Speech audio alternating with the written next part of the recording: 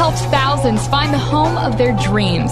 Now it's time for a different kind of home improvement. This is Our Healthy Homes, bringing comfort and wellness into your household. There is no place like home. Here are your hosts, Keith and Sheila Hittner. Hey there, welcome to the program. This is Our Healthy Homes, ourhealthyhomes.com. That's the big website that you want to go to, ourhealthyhomes.com. See all the programs that the lovely and talented Sheila has got lined up.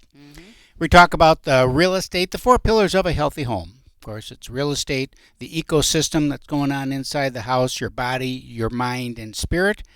And focus on that. If all 4 of those pillars aren't standing strong and tall, the roof comes tumbling down, right? Yes, it does. All right, so today we're speaking with Lauren Queen. Lauren is the owner and founder of Dear Doula. That's a blog site, is that what it is? Dear Doula? Website. It's a website, Dear Doula, a leadership and business development company. Now, I read that and I thought, oh, super duper, because I like business and development. And then I read some more. That delivers training and mentoring and infrastructure health for death doulas. So the business is, that's your business, is death, right? Yeah, that's the business, yeah.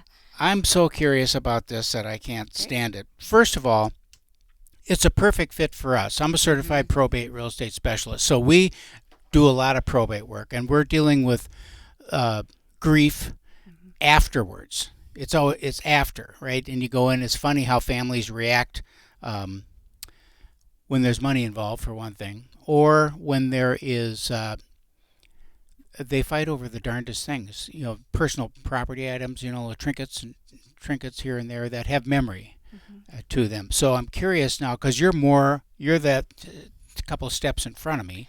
And I'm before both of you, right? Yeah. Because in the health and wellness realm, I'm trying to Keep them alive. keep you Trying to keep them alive. keep you alive, keep you healthy, keep you happy. So I'm the before, then it falls and pass the baton to you guys. How All about right. that? So tell me how you got interested in this line of work. Yeah, that's the most popular question, I think. Yeah. That comes up the most often. Back in the end of 2022, I experienced 2 very sudden and impactful losses. And we lost our German Shepherd, Thor. He was 8, and within a couple days he was gone, and so we grieved that. And the grief that comes along with losing a pet is really something to It's big. consider. Yeah, it is. We've And been there. it's deep and it's broad, and we got back on track, and then This is 2022. 2022, Okay. yeah. So that was October 3rd, and then so we grieved that with my son, who's now 16, and my ex-husband, who is his, my son's best friend, and we just, the most wonderful man. 27 days later, after Thor died, Derek died. Your ex. Yes, he was struck by a car when he was walking home, and Wow. he subsequently died of his injuries 8 days later. And so life support, that's part of something that we should be discussing as a couple. Right. And there was a lot of guilt there for me for a very long time, knowing that we had been in a relationship for almost a decade. Were you divorced at that time? Correct, yep. And so you guys hadn't talked about that at all? No, not during the Yeah. time we were together. Yeah. And you just, when you're in your 30s, you really aren't. We're not taught to tackle these things. And we, as a society, death is more taboo than mainstream. And so it's not until something like this typically happens that we really are shaken to our core. Our world flips upside down, and we are really going at it in a proactive way. So Okay, so you had these life-changing events that took place pretty close together that impacted you. Okay, so I could see going through some grieving stuff and then getting back. Let's go. Now I want to go back to work. life. Yeah, let's get back to work. Yep. Because that seems to be the cure for a lot of people, is just to say, I'm just going to focus on my work and and get through it, and time will come and maybe take some of the sharp edges off. But you chose not to do that. Correct. I did originally. It was about a month of that really deep grief, and I thought, God, I'm just not getting better. I'm not functioning at a high level that I was, and so I felt very alone. It was that grief that makes you feel very alone really late at night, and I was looking up articles online, just trying to find some grief resources, and just to feel like I wasn't alone. And I came across the term death doula, and it just flipped in me like a light switch, and I said, I don't know what this is, but it's what I'm going to do. And ever since then, I started doing research. I signed up for a training course and did the training in February of this year. And where did ever that since take then, place? That was online. Okay, so what resource did you use for that? Because I mean, it's something that I would myself just never even think there was such a thing. Right, yeah. So I went through INELDA. It's the International End of Life Doula Association. And great training, wonderful instructor. And it was, part of the reason I ended up starting Dear Doula and the leadership and business development does tie into that a bit. I really appreciated the training that I got, and then saw opportunity and gaps where doulas, after completing training, were kind of floundering in getting to the doing part. So that's where we step in. When you've talked to other doulas, and so you chose, my head is kind of bouncing around here, you chose to not actually practice, but to help others practice, like teach the teachers or coach the coaches? Kind of both. Yep. Okay. So originally I did start practicing, and the first place where a lot of us go to practice is in hospice. All right. And that's what I did. So Okay. Yep. So I still actively volunteer in hospice as well. All right. Yeah. And so, Which part do you like better? You mean Like the practicing the or doing, the doing or the training, teaching. I really like both, but what I noticed was my strengths and my experience are in developing and creating business. And so as I was reaching out to the people that I had been trained with in my class, and then also doulas that have been trained in this, not only in Minnesota, but around the country, just trying to find, what are their experiences like? What could I be doing more of? I'd get in touch with them, and a lot of them are like, well, I haven't really done anything with it because I don't know what to do. I said, well, this is a problem. They all start out by volunteering in hospice, which is great. Right. And we get our feet wet, and currently I do bereavement calls. So after someone has died, contacting the loved ones at 1, 3, 7, 9, and 12 months, and just offering additional resources as well as talking with them. And so the same theme kept coming up. It kept coming up. These are really, really competent, compassionate, qualified individuals that are not getting in front of the people that need them and don't know how to. So that's... A lot of people don't, right? I mean, that's just the fact. okay, now I'm curious about the people that you coach. So where... Is there like a commonality in their past experience that brings them to the point where they want to do this work? No. It's been all over the board. Someone I've gotten really close with, she decided to do the death doula training because she had such a fear of her mother dying that Really? She needed to do something to become comfortable and familiar with death because it was starting to overtake her life. And so she took the training, and that really helped her, just immersing herself in that.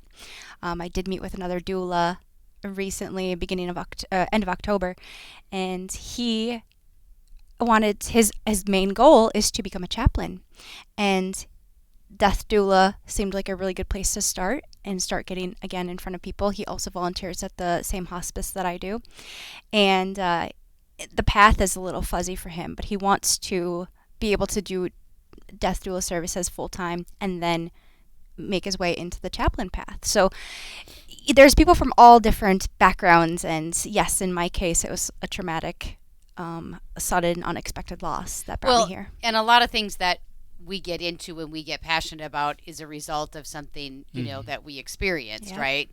My health and wellness, right? With my journey and whatnot. So your journey, and how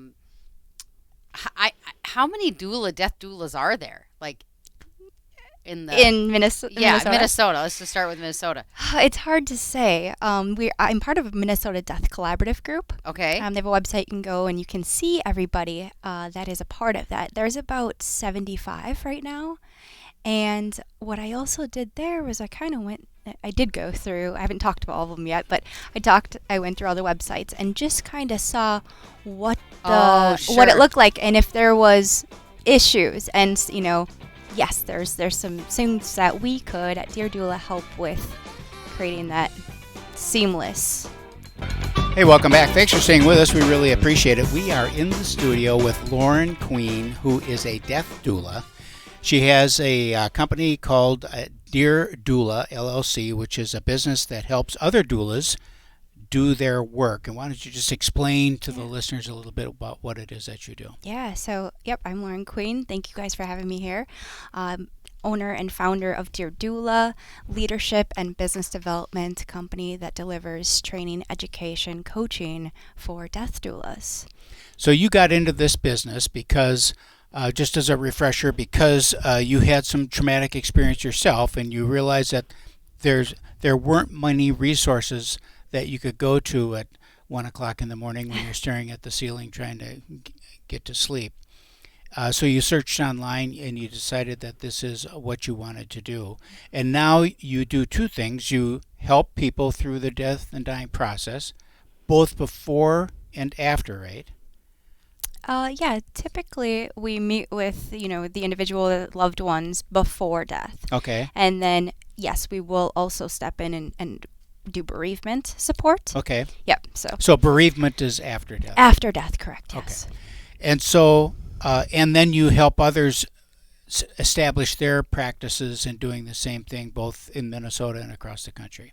Yes, correct. All right. So did you ever do any grief counseling? I guess, what's the difference between, a grief counselor and a death doula? Yeah, great question. So when we are working with someone who is in the stage between dying and death, on their journey of their transition there, we do a lot of spirituality work, and that would kind of encompass grief. And we're going to talk about things, that they have maybe fears, guilt, regrets, remorse, maybe the purpose of their life, things that just come up naturally if they want to talk about.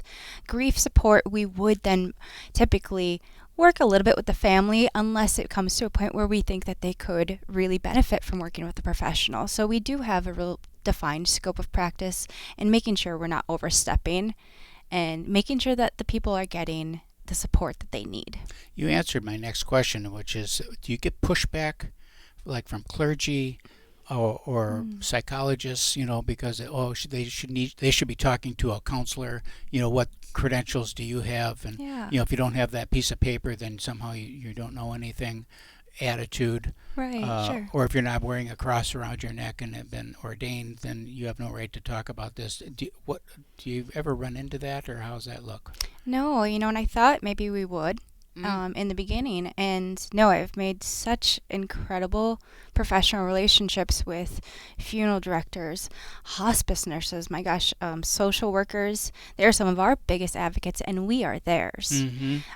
We aren't trying to take over any of those jobs by any means. We are there to help fill gaps when they are overwhelmed, or if families need additional support, or if the dying person is alone.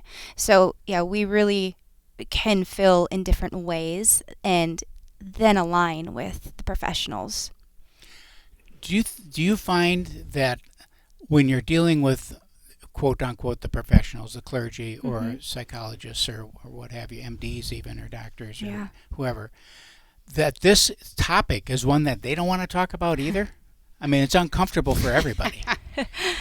No, not necessarily. It's a great question. I think the response that I get is, I'm just so happy you're here because you can do it. It's not that they don't want to, but it's great that if they don't have to. Right. Yeah.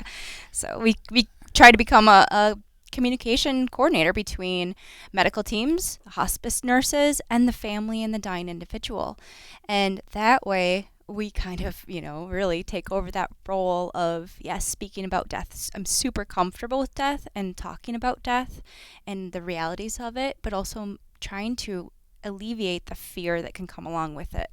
We're very comfortable, Yeah. talking about it and have all of our ducks lined up, and there's so many people that, I bring it up to and I want to talk about it and, have you had these discussions and do you have, the proper paperwork in done. place, Yep. right? And it's shocking to me how many people don't, and I look at, okay, you've just had a kid, right? And now your whole world is different, and now you're going to do so much investigating into having a babysitter come to your house to take care of your child, but you're not going to take any time to investigate what's going to happen with your child if something happens to you. Yeah. It's just it doesn't click with me. It doesn't make sense to me because everything happens when you have your first child. Like, oh my gosh, what am I now putting on? What ingredients are in here? You're like, what am I feeding? What am I putting on my child? Like, all those things come up, but I'm surprised that it doesn't come up with the importance of who's going to take care of my child if something happens to me. Right. And then even a step further of making sure that that is documented with a professional that makes absolute certain that those wishes will be followed. How about the conversation between the person who's dying, assuming they're lucid and they Know what's going on. know what's going on, and they have their wishes, maybe documented and maybe not.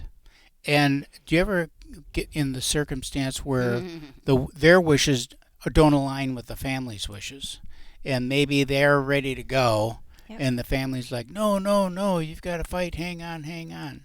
Yeah, another great question. That is very common. And part of, what we do as death doulas, and I can't speak for everybody else what they do as service-wise, but from the consultation, that first sort of meeting together, getting to know each other is a lot of fact-finding. What do we have in place? What do we need to get in place? And then also finding out what's important to the dying person at the time of active dying, and making sure that then we advocate those wishes with the family. And hopefully we have the opportunity to do that before active death takes place. So we can actually sit down with the family members and, come together and hopefully get them to be on board. And if not, try to work through any conflicts. How soon do you come into the picture? Yeah, it's a great question. I like to be in the picture as soon as possible, Right, I mean, make it easier. Yes, before a condition might get much worse, right? And it does make it easier, but oftentimes, and again, many death doulas that I speak to come in usually about 2 months prior to passing. Oh, wow. That's much sooner than I thought. And about how many, I don't want to say sessions or okay, so so now you're involved. What does that look like? How much time or what's Mm-hmm. That's a good question. Yep, and it can really depend on what they're looking for too. What are their needs? For Dear Doula and my co-doula, we recommend at least 3 sessions prior. And what does the sessions look like? Yeah, so you have great questions because this is exactly why Dear Doula has now become the leadership and business development company, because there is such a lack of structure, I felt, in the death doula industry, or at least widespread. And so we have all the questions that we want to ask for the consultation all outlined out, and then we have the meeting 1, and we're going to find out who in the family is going to be, sometimes there's the delegated Who's the front key runner. players? Yeah, exactly. And so how can we support that person while we support the dying? What does the environment look like where they're at? Is this ideal? Are they safe? Are they comfortable? And are they dignified? And making sure that each visit we start with identifying those objectives, and then we can move into more spirituality, if there's fears, if there's anything like that, if there's amends that need to be made. So we have it all really documented and structured out now, and then we're willing to adapt to whatever the needs are. So you're directing those conversations and those topics based on what's on that. Yeah, we really And that do. person that's dying is the one that gives that information. Hopefully. Yeah, if they're able. Sometimes we work with loved ones if the dying is, not responsive, or if the families are the ones that are having a hard time. Do you find yourself speaking more with the person who's dying or with the family? Both. Yeah. Yeah. I could It's just typically a family member that calls. Okay. Yeah. And how do they find you? Yeah, I have a website. Okay. It's been a lot of word of mouth too. We've been speaking with Lauren Queen, death doula. Lauren has a company. First, she helps people, coaches them through the death and dying process, helps the family deal with it, helps them get through maybe some issues that they've been carrying around for quite some time that they want to release prior to death, so that they can pass on with peace of mind on both sides, on the person who's dying and on maybe some key family members. I'm curious about the time that you spend with people on without giving away any conversations, just kind of how what that conversation looks like, and then if there are differences between obviously there are, I just want to know what they are, between an elderly person who's passing from disease or just old age, or they've served their time, let's just say, and they're passing on now to the next life, and a younger person. Yeah, I was going to ask about kids. Yeah, and how that looks, and then when you're reaching out to other family members, and for an older person, maybe there's an executor of the estate or whatever, that person is a lead role from a legalistic standpoint, but might not be the lead role from a familial standpoint. In other words, you're not, maybe not the the family head, so to speak. Can you just kind of talk through those two things? I threw a lot at you. Yeah, sure. Let's narrow down to the first one. Let's stop with the first one. Just older versus younger. Older versus younger. I mean, the conversations are definitely different. Older, they're oftentimes, they are more accepting, and there are different things that come up in terms of, let's say, regrets, but things that I wish I would have done differently. A younger person. I have those now. Oh, man. Yeah, I know. Trust me.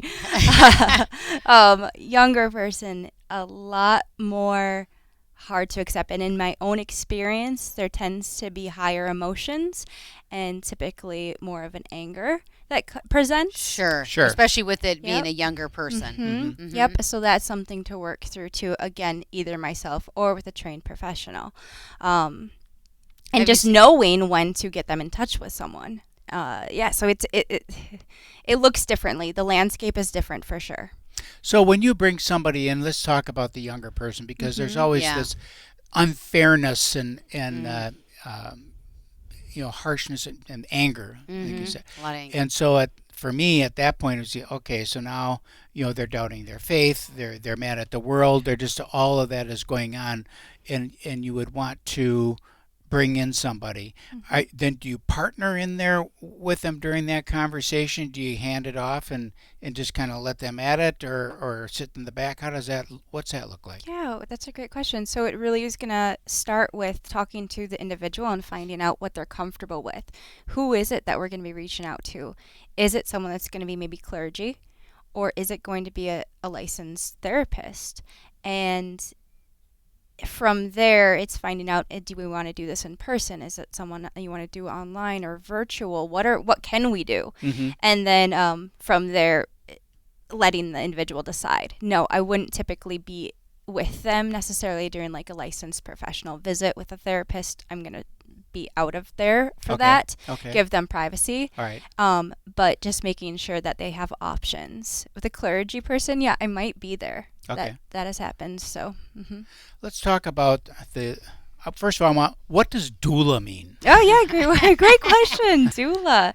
So doula is actually a Greek word. Okay. And it's changed meanings over time, but it's essentially person who serves. Okay. And if you might have heard or be familiar with the term birthing doula. Sure. Yeah, so the transition into the world, birth doula, transition out of the world, death doula. And doula back then really meant mothering the mother. Okay. So There you go. There you so, go. Yeah. Mothering. But anybody, I mean, we serve. Yeah, right. right. Right. I'm a real estate doula. That's it. That's my There new you go. deal. That's There it. you go. That's it. Yep. I'm a health doula. There you go. Okay, so now let's get in, if it's okay. I just want to transition in the second half of the show now into more of your coaching, business coaching, speaking, any writing that you've done, just kind of how that has turned, what you draw from in terms of your practical experience in the room with people, and how you bring that to the table to serve your other, as a doula, to other doulas in helping them establish their practice. So talk about setting up your business, how you've reached out to people, what that has obviously gone through some changes, because we have a number of businesses. You don't just set it all up, and it isn't just perfect from day one, right? I mean, there's some stuff that goes. Yeah. So talk through that with us. Yeah. So thankfully, I have the background in doing this, and I worked for a real estate team doing the platforms and IT for a number of years. And so when it came time to jump in and actually create the business, that was pretty streamlined and easy for me to do. I didn't realize that all the doulas I had trained with were pretty lost on how to do that. So then I started over the months, talking to I feel your doulas. pain. Yes. And I thought, gosh, Yes. there could be a lot of benefit, and we can serve a lot more people than just myself by empowering other doulas to be able to do this. So we've created kind of a 3-step process. The first step is a training course for anyone that's not a doula yet but wants to understand the training, the skills, practical care. And that'll be launching, mid-December, end of December. And then the second part is kind of my favorite. It's training, infrastructure, and outreach. So the infrastructure, I'm going to be deconstructing Dear Doula and rebuilding it from the ground up on the social media channels, so other doulas can watch these videos and do it themselves for their company. So whether it's domain, website building, what integrations, what software programs did I use, all those different things, CRM, things that, unless you have a background or experience, might just be too heavy. So they can watch that for free and build theirs however they want to. And then outreach is, how do we get in front of the people that need our help? Who do we want to reach out to? What professional connections should we make? What does it actually look like? And so I pose different questions, and I have scripts even for approaching different professions. What does networking look like? That's an intimidating thing sometimes. It's a big deal for a lot of people. Yeah. And so it's really, and again, it's a very cost-effective thing for other doulas to just kind of follow along. We are creating a community too. I felt kind of alone when I, started, and creating a community that welcomes all doulas. So whatever services are providing, I should say death doulas. I mean, if birth doulas want to come on in, you're welcome. But some just do legacy projects. Some want to be bedside. Some do early intervention, so pre-hospice and getting them all set up. Some want to do celebrations of life. So whatever the doula wants to do, they can come in, and we're going to do like role playing and practicing our skills and mentoring each other. So I'm really excited for all this. This is all kind of coming together right now and launching soon. We've been working with small groups right now. So I had a few questions that just kind of came flying in now. So I see a wedding planner who who helps a funeral. There's funeral directors and all that, but they're planning the service so much. It's different. Yeah, it's like going to the preacher and saying, "Okay, plan my wedding." No, that doesn't work. So that doula, you said that legacy. Explain what legacy. Oh, sure, doula. Legacy project. Well, Dear Doula did start as a legacy project in Derek's remembrance. So it's really, really, it's my passion, it's my purpose, and it's eventually going to be my legacy project. But so legacy project, but could be anything. A legacy project, if you have a loved one dying, helping them create video segments to leave to their loved ones, memory books, just anything that resonates with them and assisting them with leaving their legacy. So what about hence what Morgan is doing. Yeah. Yep. exactly. What is it about this business? I mean, I'm seeing that you're building this business. You're helping people build their business. We want to do online, social media, front end work. Just like every other business. I find that in our practice, we're working with probate. That there's a fine line between, and we offer a lot of services. I mean, we have people come in and do estate sales. We'll fix up the house for them and take care of the whole project, especially if you've got the executors out of state. We'll just take care of it all and make it all easy, and then settle up when the house sells. So there's a lot of other services that are provided that we're not making any money on. We're just doing it as a service. But you worry about being categorized as an ambulance chaser. It's like you're chasing. Oh, You yeah. know what I'm saying? Yeah. There's a fine line there between offering a service and being categorized as something that's not so nice. Okay. Talk through how you do that. How can you do that? Like especially on social media, where everything gets criticized. Sure. We'll do that in the next segment. In the next segment, we've been speaking with Lauren Queen, and we've been talking about her business at Death Doula. Yes, Sheila. I just have to know, is Queen your real last name? It is. It is. Everybody asks you that too, I bet. It's real. Just had to know. Okay. Thank that's you. Right. And Hittner is my real last Okay, name. all right. People have asked me all the time, Yeah. did you just make that up? Yeah. No, I didn't. It's Right, yep. come right from Europe. All right.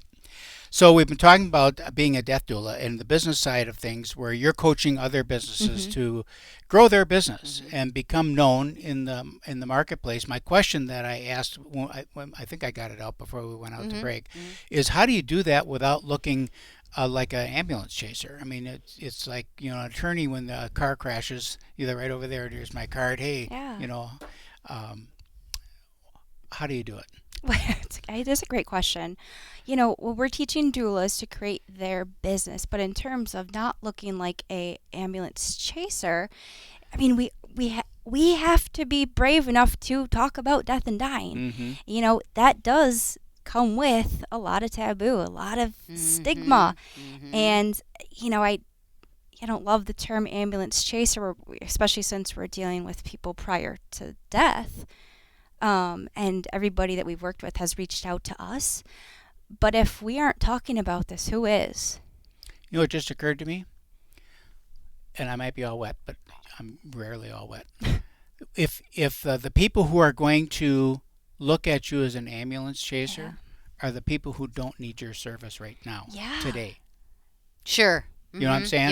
Yep. If you're in it. Yes, right. You know how I'm saying? If you're in it and suddenly a video pops up on YouTube or on Facebook or on TikTok or whatever that is addressing this, if you're not in it, you're probably just going to scroll past it because it just doesn't deal with you. If you are in it, and that's that reticular activator, right? Yes. So that's when that comes up. You're like, whoa, It's what's the same, this? What's this? It's the same thing. Like I said earlier, you have a kid and everything changes. What am I putting on this? What am I using to clean my house with? So that all changes depending on where you're at in your head in your time. Talk about your. Okay, so I'm going to be a death doula. Okay, great. I'm not going to say Not yet. Too much of a crybaby, but I'm going to be a death doula. So I want to know. I'm a business guy. I'm a CP. I'm a business guy. So I want to know how to build the business of death doulaing. And I come to you and say, okay, how do I build the business? Talk to me. What service are you going to provide me as a business trying to grow? Okay, so that's a great question. So I'll break it down into those 3 steps that Dear Doula offers again. That we talked so about, if you're brand new and don't have any training yet. Got nothing. Yeah, nothing. Perfect. We have a course. It's 18 modules.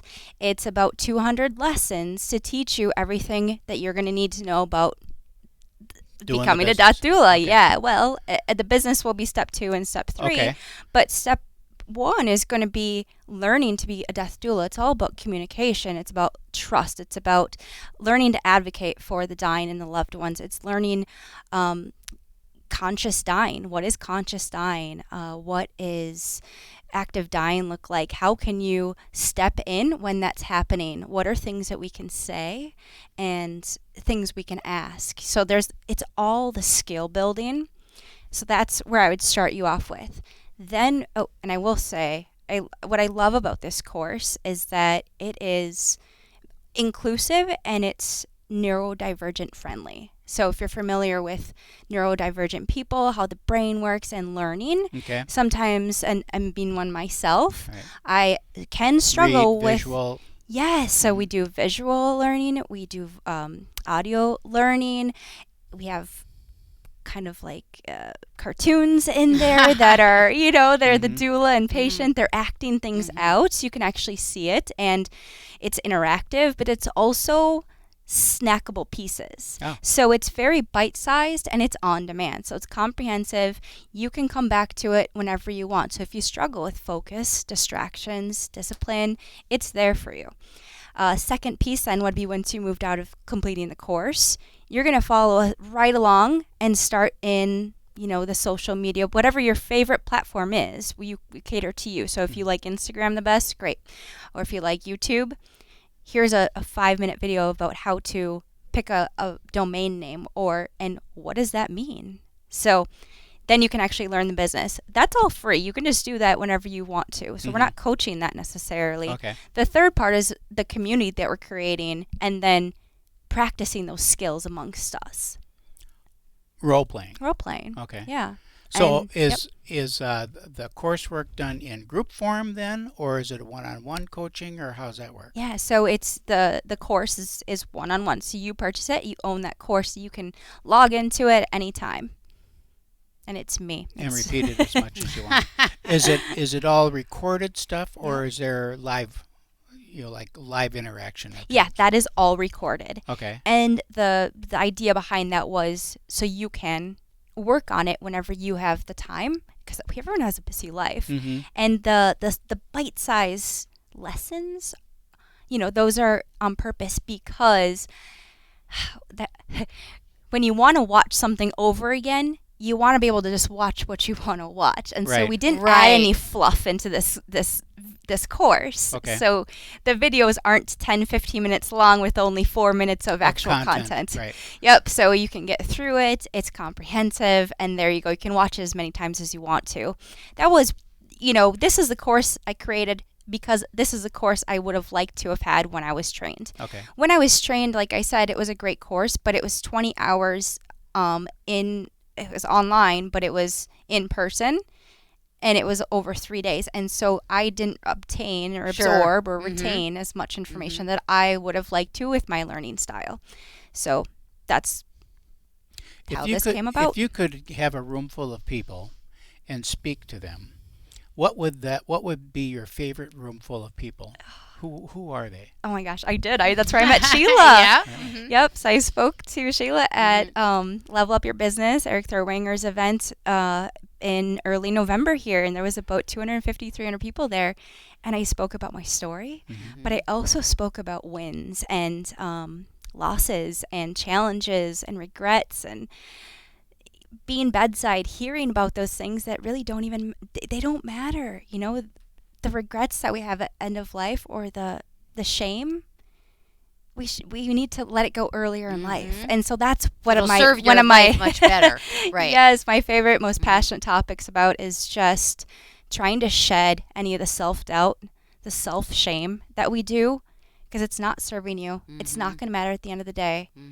And we can really become higher functioning, happier people when we let ourselves thrive like that.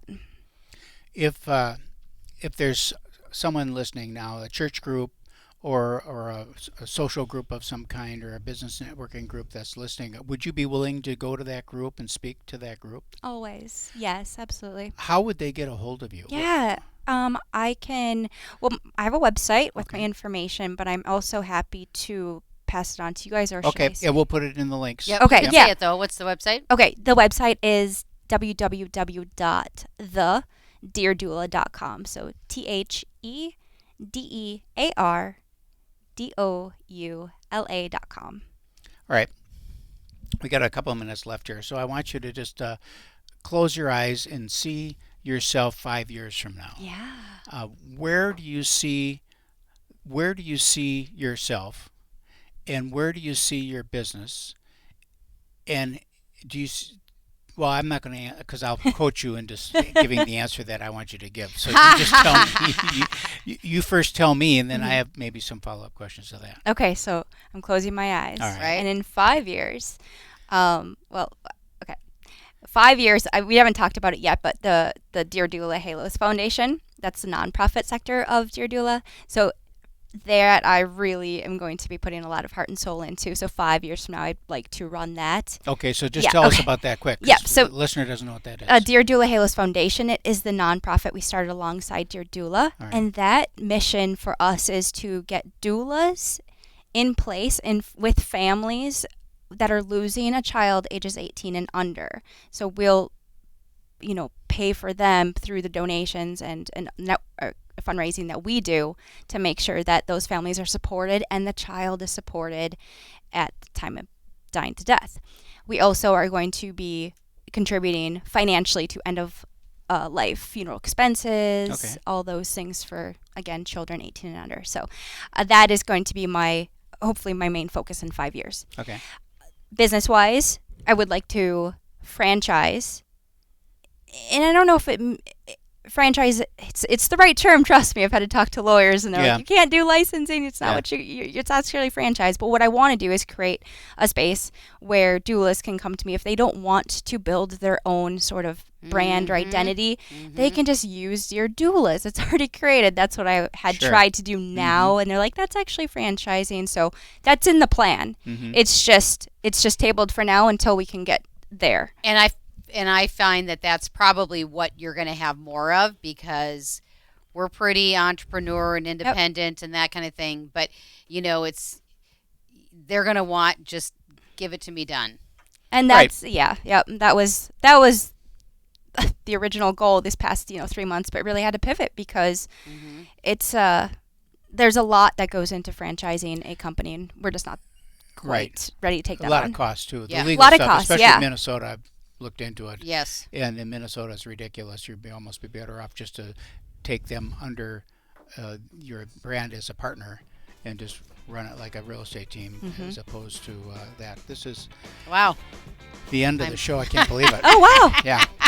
Lauren Queen, ladies and gentlemen. All of her contact information will be in the links below on Spotify and on YouTube and on the Patriots website.